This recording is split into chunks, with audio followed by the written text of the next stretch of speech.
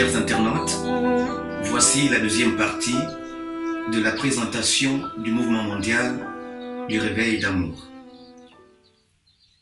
L'unité de foi doctrinale.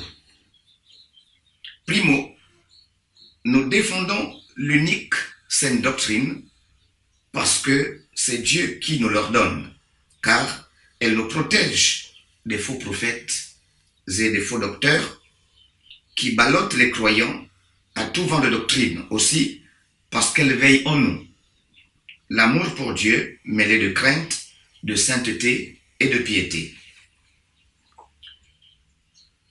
Ceci est le développement de Mathieu Giralt. Certains opposent doctrine et unité. Selon une légende urbaine, la doctrine diviserait alors que l'amour unirait. Ceux qui insistent sur la doctrine chercheraient alors la division. Mais là, ce n'est pas l'enseignement de la Bible. Paul l'avait déjà enseigné aux Éphésiens. Le but des ministères de la parole est le perfectionnement de saints en vue de leur ministère, l'édification, la croissance, la maturité, le discernement et l'unité de la foi. Éphésiens 4, de 12 à 13. Pour Paul, ce n'est pas la doctrine qui divise. Au contraire, c'est la doctrine qui unit. Ce qui divise l'Église, ce n'est pas la vérité de la doctrine, mais le mensonge des faux docteurs. Dans ce début de la lettre à Timothée, Paul dit que les personnes que Timothée doit faire taire se sont égarées dans de vains discours. 1 Timothée 1,6. Plus loin dans la lettre, Paul nous dit que cette fausse doctrine fait naître la discorde, les calomnies, l'envie et les mauvais soupçons. 1 Timothée 6, de 4 à 5. Tout le contraire de l'unité. Qui avait déjà pensé que lire et étudier la Bible contribuerait à notre unité? C'est pourtant le cas. Plus nous nous rapprochons ensemble de la vérité, plus la saine doctrine nous édifiera dans l'amour. Se rapprocher tous du même but, c'est se rapprocher les uns des autres. C'est pour cela que Paul encourage les Éphésiens à se dire la vérité dans l'amour. Éphésiens 4, 15. En s'exhortant les uns les autres par la vérité de l'Évangile, le corps grandit, l'Église s'édifie. Dans sa sagesse, Dieu nous a donné un cerveau et un corps, de quoi réfléchir et agir. Non seulement ces fausses doctrines divisent, mais elles empêchent les chrétiens de poursuivre l'œuvre de Dieu. Ces fables et généalogies sans fin favorisent les discussions plutôt que l'action. Et ça, nous le voyons également dans Éphésiens, au chapitre 1, verset 4. Rappelons la définition de la doctrine. La saine doctrine est un résumé de l'enseignement biblique qui est à la fois fidèle à la Bible et utile pour notre vie. La saine doctrine doit être utile à notre vie. L'instruction est pour l'action. Dans la lettre à Tite, qui devait aussi lutter contre les hérésies en Crète, Paul l'exhorte à dire les choses qui sont conformes à la saine doctrine. Tite 2, 1. Et que sont ces choses? Une liste de comportements éthiques à adopter. Tite 2, de 2 à 10.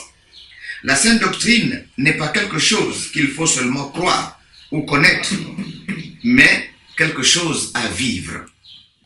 La sainte doctrine débouche sur l'obéissance à la vérité. Paul met en opposition les vices de ceux qui n'obéissent pas à la loi avec la sainte doctrine. 1 Timothée 1, 10. Jésus a dit, « Si vous gardez mes commandements, vous demeurerez dans mon amour, de même que j'ai gardé les commandements de mon Père et que je demeure dans son amour. » Jean 15, 10. Ce qui est conforme à la sainte doctrine, c'est une vie d'amour pour Dieu, de sainteté, dans l'obéissance à sa parole. Dieu utilise la parole pour notre sainteté.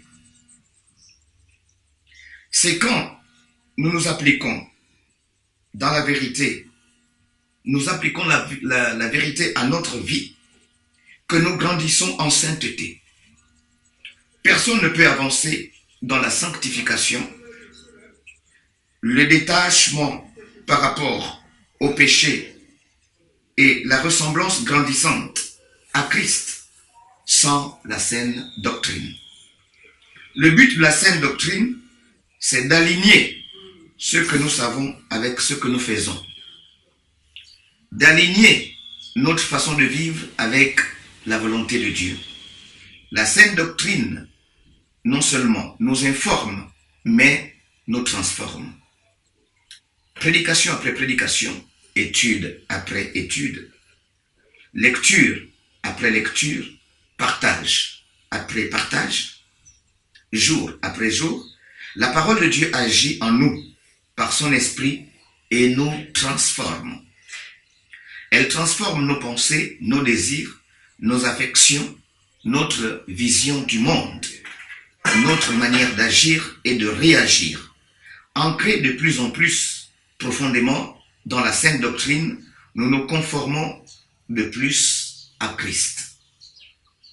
Convaincus par l'Esprit, nous croyons aux 29 vérités doctrinales de l'Église de Dieu aux USA, représentée dans le monde entier. 1. La repentance. 2. La justification. 3. La régénération. 4. La nouvelle naissance. 5. La sanctification. 6. La sainteté. 7. Le baptême d'eau. 8. Le baptême du Saint-Esprit. 9. Le parler en langue. 10. Le plein rétablissement des dons dans l'Église. 11. Les signes qui accompagnent les croyants. 12. Le fruit de l'Esprit. 13. La guérison divine. 14. La Sainte Seine. 15. Le lavement des pieds des saints. 16. La dîme et les offrandes. 17. La restitution. 18. La seconde venue prémillénaire de Jésus.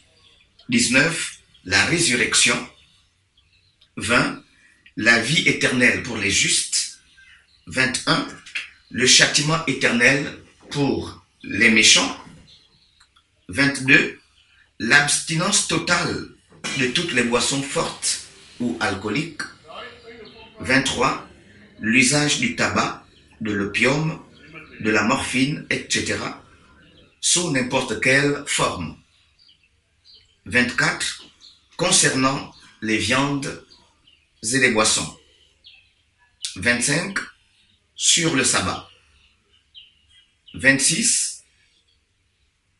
Contre le port de bijoux comme parure extérieure, les décorations, les ornements qui sont ici l'évidence d'un corps orgueilleux et qui ne conviennent pas à un enfant de Dieu. 27. Contre l'appartenance aux loges. 28. Contre le serment. 29. Contre le divorce et le mal du remariage. Merci et à très bientôt.